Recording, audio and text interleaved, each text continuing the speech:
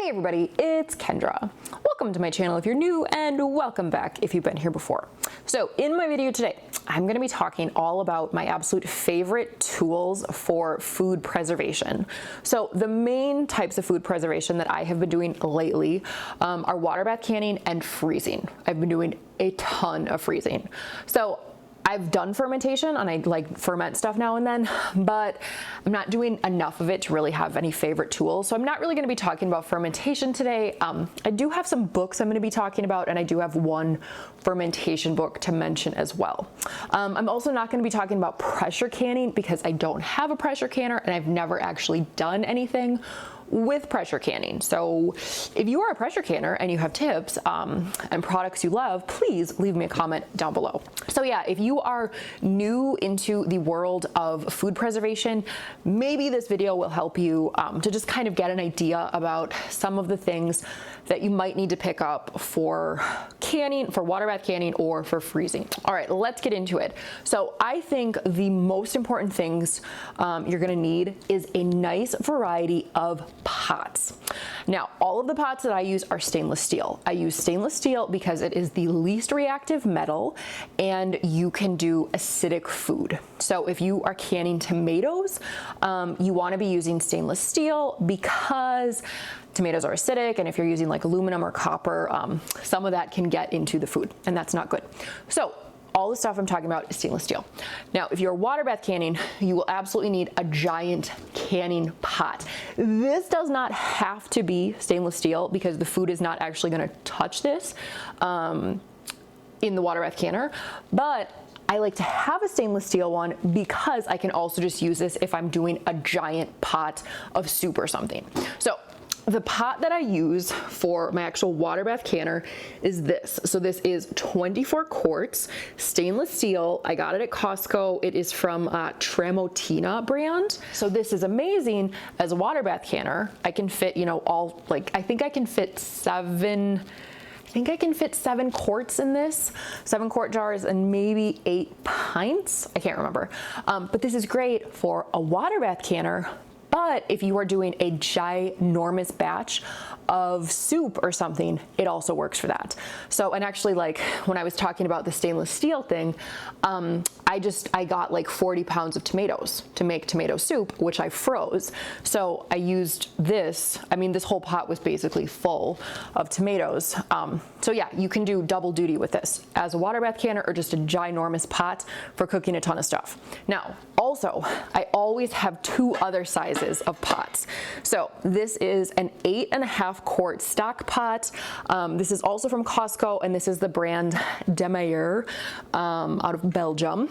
So I've got an 8.5 quart stock pot, and then I also have a 5.5 quart Dutch oven. Now, the reason I like to have both of these sizes, for example, I just made applesauce, like a canned applesauce. So on the stove, I had this giant Tramontina pot as my water bath canner, and then I was cooking my apples in the big pot, the 8.5 quart, and then once the apples got cooked down, I was milling it and putting it into my Dutch oven. So yeah, these are generally the pots that I use for canning. I will also have some type of saucepan for heating my lids, because you want to like heat your lids and sterilize them.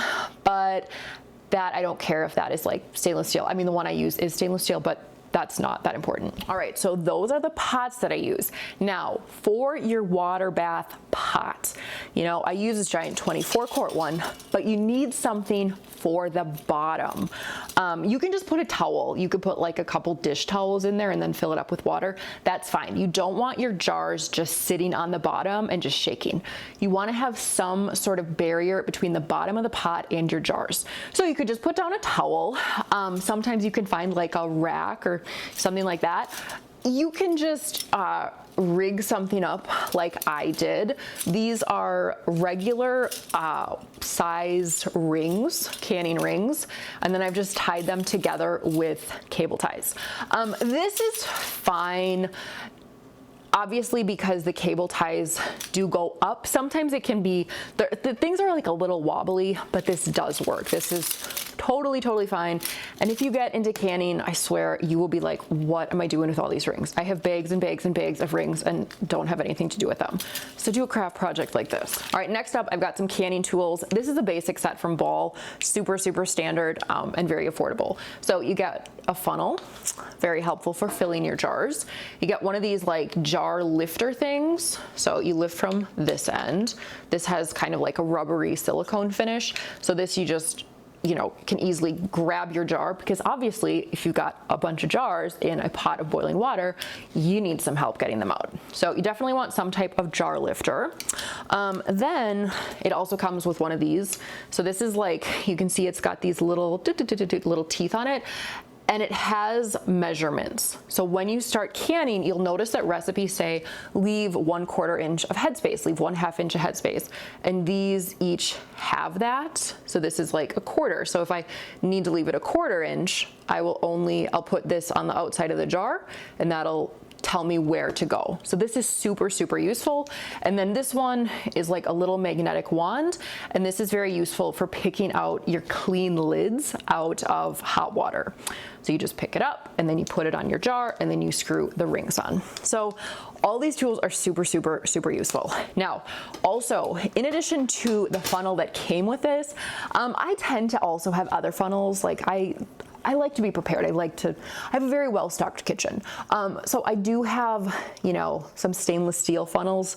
This has a bigger opening, and this is more so like if I'm doing liquids, but these are both useful as well. All right, next, if you are going to be doing soup or any type of sauce that you want to cook with the skins on, but then eventually you want to make smooth and you want to get the skins out, get yourself a food mill. Okay, so it looks like this. So you put this on your pot, it just kind of rests there. You put your stuff in, and then you turn. It's got a blade here, and it will get everything out. So you'll get all of the sauce and stuff coming out the bottom, and then all the skins and seeds and whatnot will stay in the top. So I use this for tomato soup and for applesauce.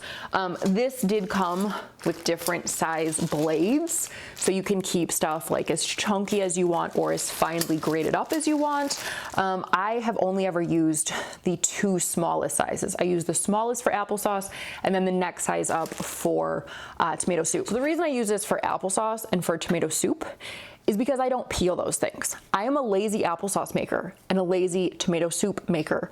I don't want to peel that stuff because you are going to use so much of it, and I hate peeling that stuff. So when I make my applesauce, I just I take the seeds out of the apples and I just throw them in a pot. And once they're all cooked down, I put them in here and I grind it up. Now, if I'm going to be making a soup or something with products that I've already skinned, such as like butternut squash soup, or I just did potato leek soup, I did roasted red pepper soup. For stuff that I've already removed the seeds from, I've removed the skins, an immersion blender. This is amazing. Like, this is a tool. When I first got it, I'm like, oh, I'll never use this. I've probably owned this for 7 or 8 years. Still works great, like works just as well as it did when I first got it. And I use this all the time. Like, it is shocking how often I use an immersion blender. Any type of creamy soup, besides a tomato soup, because again, I don't, like, you see, if you're doing tomato soup with skin, you don't want to just like grind the skin. Oh, maybe you do, but I don't. Anyway, immersion blender, super, super, super useful. All right, this is probably one of the most important things that you're gonna need if you are doing water bath canning. It's also probably the most challenging to find at the moment. Yes, you are right, I'm talking about canning lids. So when you are water bath canning, you want to be changing your lid every time you can. Like, you want new lids. I know some people will reuse lids, but to me that's just, I don't know. Everything I've read is that it's not safe. So I always use brand new lids when I'm water bath canning. You can reuse the lids if you're not water bath canning. Like, you can save the lids and wash them, and then if you're just using it for storage, that's fine. But for water bath canning, you do want new lids. Now, I have ball lids. So I've got the regular mouth size and the wide mouth size. These are so hard to find right now. I have not been able to find any canning lids. I mean, I only really started looking about 3 months ago, but they're gone. You cannot find ball canning lids. I like ball. Ball for me seals the best. I don't like Kerr. I do not like Kerr lids. I think they're all like owned by the same company, but I've had issues with Kerr lid sealing.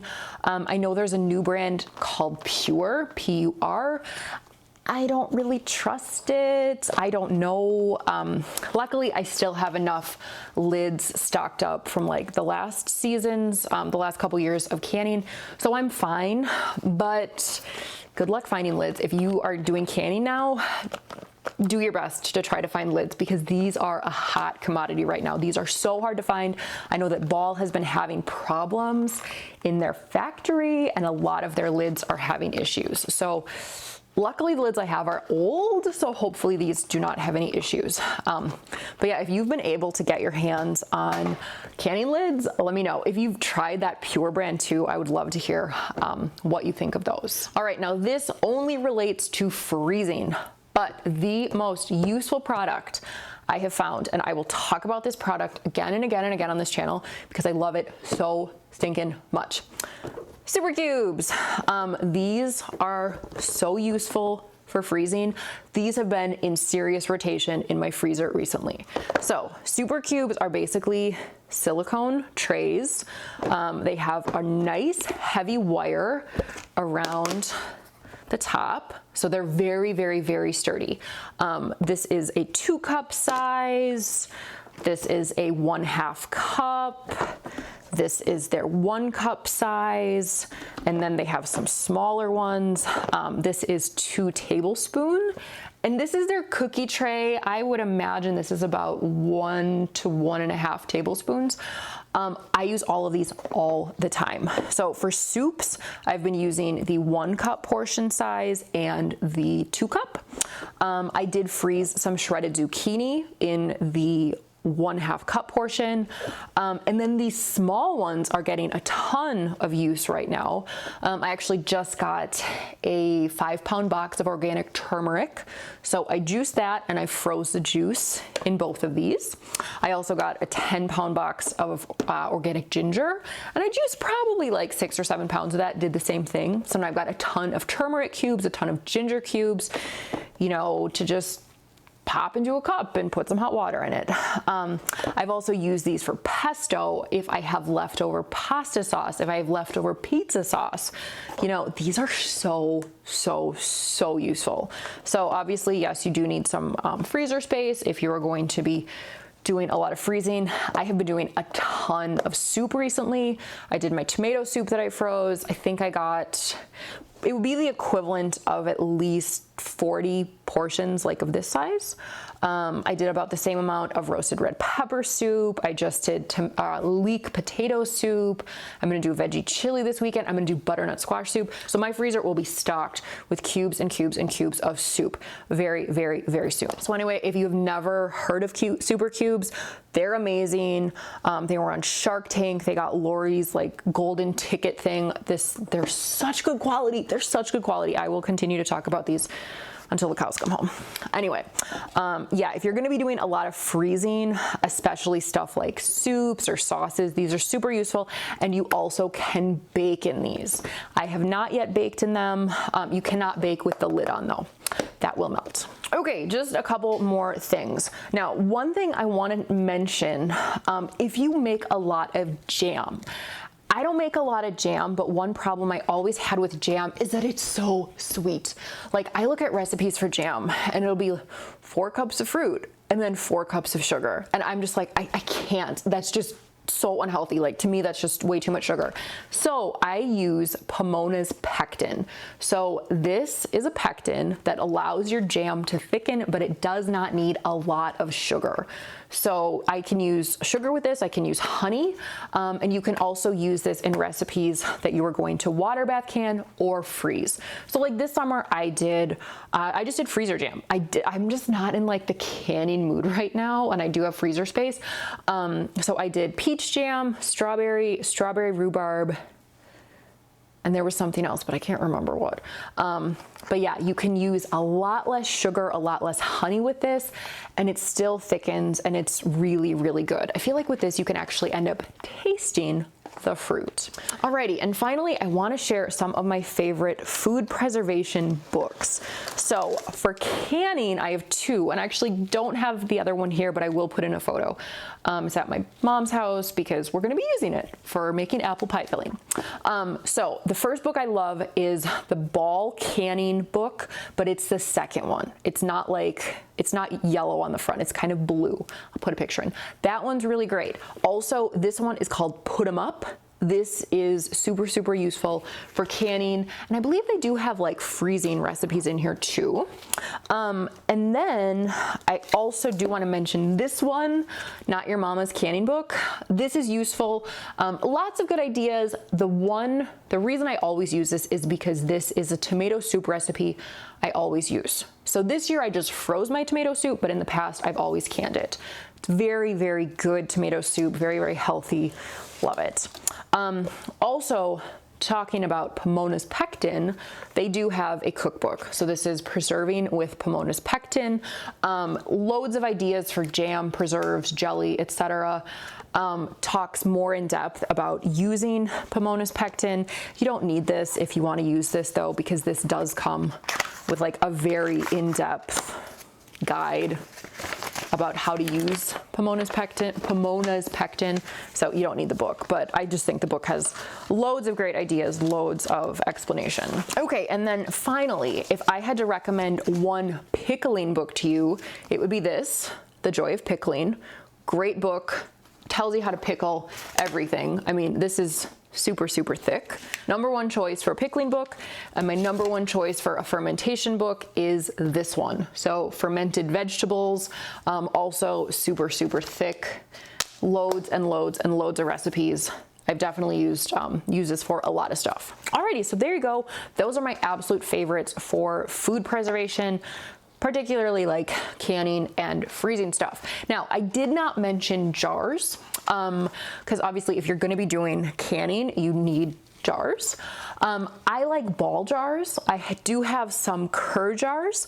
The jars are fine. I don't mind cur jars. I just don't like cur lids. As for sizing of the jars, I mean, right now I feel like if you don't have canning jars, you just gotta get what you can get, because this is really something that's limited. Again, I like ball. For both the pints and the quarts, I tend to prefer the wide mouth size. Not really any particular reason for canning, but I do find that I prefer that size for like once I've finished my jar of applesauce or tomato sauce and I want to use it for something else, like for storage or just drinking out of it, I prefer the wide mouth. But get what you can, take what you can get, because it's very challenging. I do feel like the regular mouth size jars are probably easier to find. I know a few years ago at Costco, I got probably 3 or 4 packs each of regular mouth pints and regular mouth quarts. So a lot of my jars are the regular mouth size. Anyway, if you are new to food preservation, I hope you found this helpful. If you are an experienced food preserver, I would love to hear what other things that you think are absolutely essential to either canning or freezing, or if you're into pressure canning, let me know all about what I need for that once I eventually get myself a pressure canner. So anyway, happy food preservation. I hope you guys are having a wonderful fall. There is just so much bounty right here in Wisconsin where I am. I'm constantly shocked at the amazing stuff I've been able to get my paws on. So anyway, I hope you guys are doing great. Have a fabulous weekend. Thank you so much for watching. Like, comment, subscribe, and I'll see you in my next video.